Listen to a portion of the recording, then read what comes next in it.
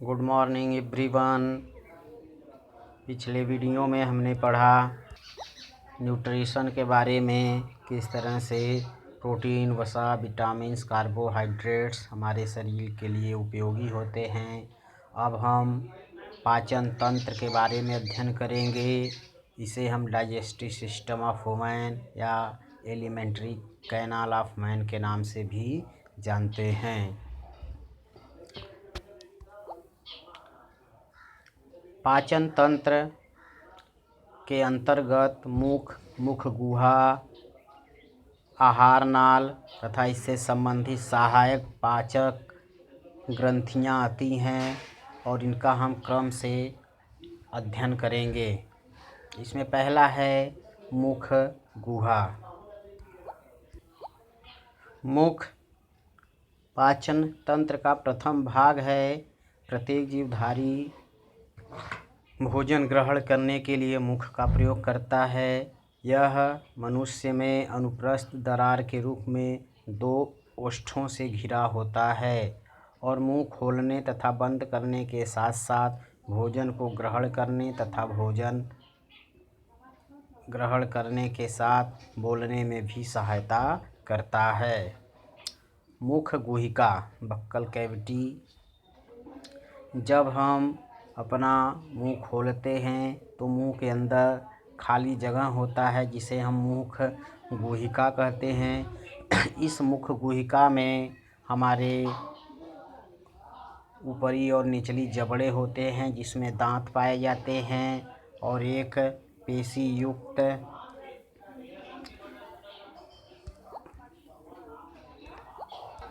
जीभ पाई जाती है जिसे हम जिह्वा भी कहते हैं। मुख के अंदर ऊपर की तरफ तालू होता है जो आगे की तरफ कठोर तथा पीछे की तरफ कोमल होता है, जिसे हम क्रमशः कठोर तालू या पीछे वाले तालू को कोमल तालू कहते हैं। कोमल तालू के पिछले भाग पर एक अंगुली की तरह संरचना लटकी होती है जिसे हम यूवुला या ललरी के नाम से जानते हैं। यह संरचना भोजन ग्रहण करते समय नासा छिद्रों को बंद करके नासिका गुहा में भोजन को जाने से रोकती है। ग्रसनी के पार्श्वों में एक जोड़ी गलांकुर होती है, इसे हम टॉन्सिल्स भी कहते हैं। यह लसिका ऊतक के बने होते हैं और इसमें संक्रमण होने से हमारा गला दर्द करने लगता है। अब हम आगे जिह्वा के बारे में पढ़ेंगे। टंग जिसे कहते हैं, यह मुख गुहिका के फर्श पर एक मोटी पेशीय और चलायमान संरचना होती है जिसे जिह्वा कहते हैं। जिह्वा का पिछला भाग पेशियों के द्वारा मुख गुहा के तल से जुड़ा होता है जिसे हम हाइवायड हड्डी कहते हैं और यह जबड़ों की अस्थियों से जुड़ा रहता है। जिह्वा पर अनेक स्वाद कलिकाएं पाई जाती हैं जिसके द्वारा हम भोजन या किसी खाद्य पदार्थ के स्वाद को ग्रहण करते हैं। जीभ का अग्र भाग मीठा, पार्श्व भाग नमकीन, पार्श्व खट्टा तथा पश्च भाग कड़वा होता है, अर्थात यह इन स्वादों को ग्रहण करता है। जिह्वा का जो महत्वपूर्ण कार्य है वह है भोजन में लार को मिलाना, भोजन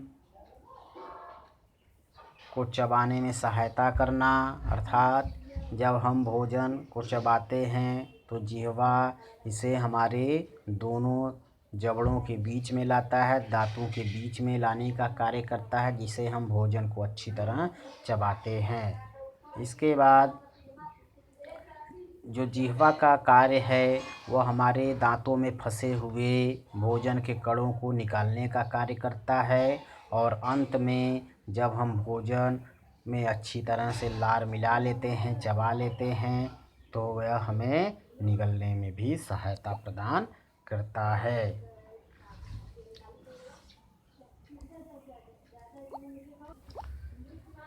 दांत के बारे में हम अध्ययन करेंगे। तीत मनुष्य के मुख में 2 जबड़े, ऊपरी जबड़े तथा निचली जबड़े पाए जाते हैं, और मनुष्य में जो दांतों की संख्या होती है वयस्क में 32 तथा बच्चों में अस्थायी दांतों की संख्या 20 होती है।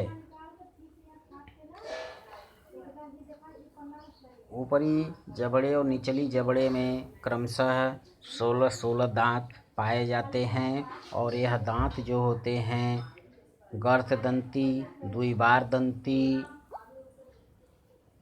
विषमदंती होते हैं।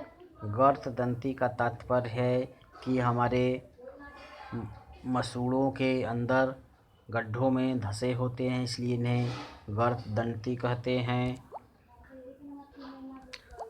द्विबारदंती का मतलब कि मनुष्य के जीवन में दांत 2 बार निकलते हैं, एक बार दूध के दांत, और जब दूध के दांत टूट जाते हैं तो अस्थायी दांत निकलते हैं।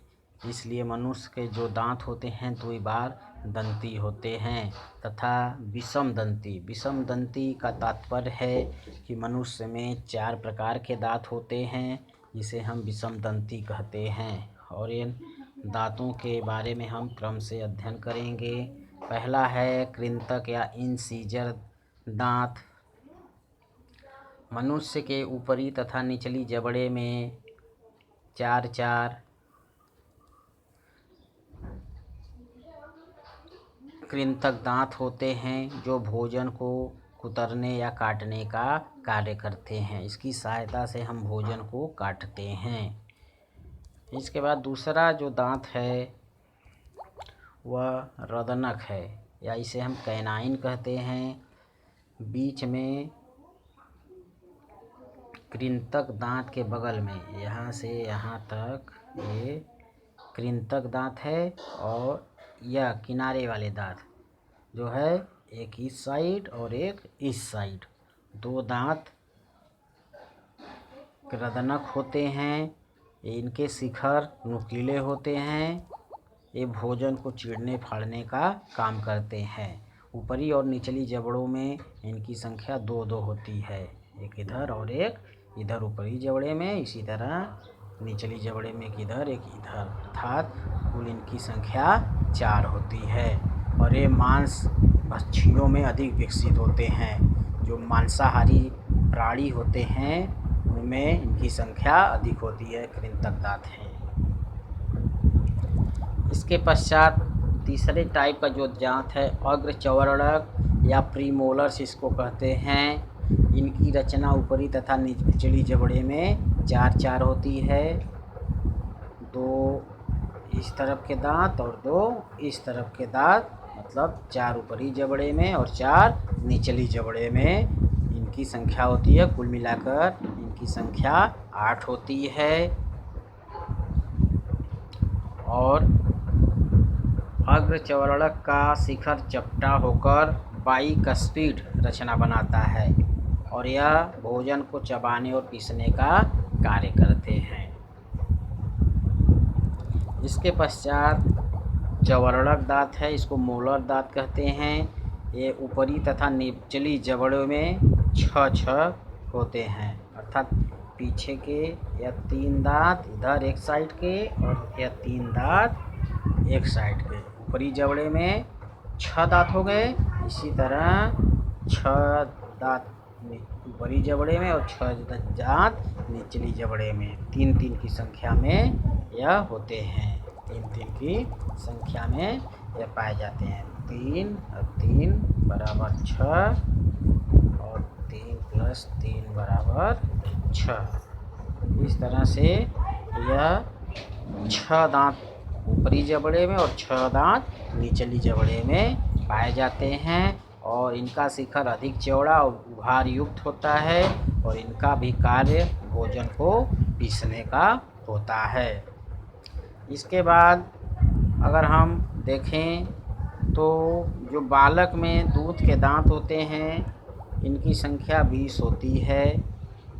ये दांत 6 से 13 वर्ष की आयु के मध्य टूट जाते हैं। बाल्यावस्था में अगर हम देखें तो जो दांत होते हैं वो 20, जिसमें 8 कृंतक के दांत, 4 रदनक के दांत और 8 अग्रचवर्णक के दांत होते हैं। और इनका जो दंत सूत्र होता है इंसीजर 2/2, कैनाइन इंसीजर 2/2, कैनाइन 1/1 और प्रीमोलर 2/2, मोलर 3/1 मिनट यहाँ पर हम पुनः से इसका वो देखेंगे कि जो बच्चों में दूध के दांत होते हैं अगर इनका बाल्यावस्था में, मनुष्य के बाल्यावस्था में अगर दांतों का दंत सूत्र देखें तो इंसीजर 2/2, कैनाइन 1/2, 1/1, प्रीमोलर 2/2, मोलर 0/0 होता है। अर्थात ऊपरी जबड़े में 5 दांत और निचली जबड़े में 5 दांत एक तरफ और गुणे 2 का मतलब 10/10, मतलब 10 दांत ऊपरी जबड़े में और 10 दांत निचली जबड़े में, कुल मिलाकर टोटल 20 दांत होते हैं। और वयस्क में अगर हम दंत सूत्र देखें तो इंसीजर 2/2, कैनाइन 1/2, 1/1, प्रीमोलर 2/2, मोलर 3/3, इस तरह से मिलाकर 8/8 गुणे 2 अर्थात 32। ऊपरी जबड़े में 16 दांत और 16 दांत निचली जबड़े में पाए जाते हैं।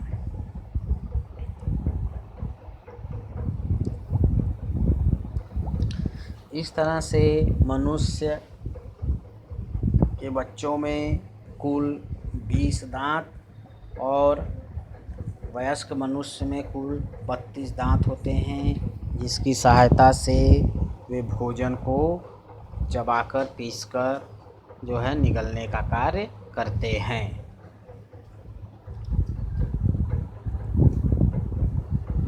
पाचन तंत्र को समझने के लिए आप एक तरफ से पूरी वीडियो को देखते रहिए, तब जाकर आपको पाचन तंत्र से संबंधित सारी जानकारियाँ होंगी और तब जाकर आपको समझ में आएगा कि मनुष्य के आहार नाल की संरचना कैसे होती है और यह पाचन क्रिया कैसे होता है, कौन से अंग में कौन कौन से एंजाइम निकलते हैं जो विभिन्न प्रकार के पोषक तत्वों को पचाने का कार्य करते हैं।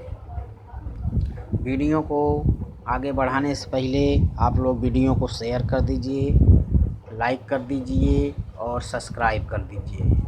तो आइए आगे हम बढ़ते हैं।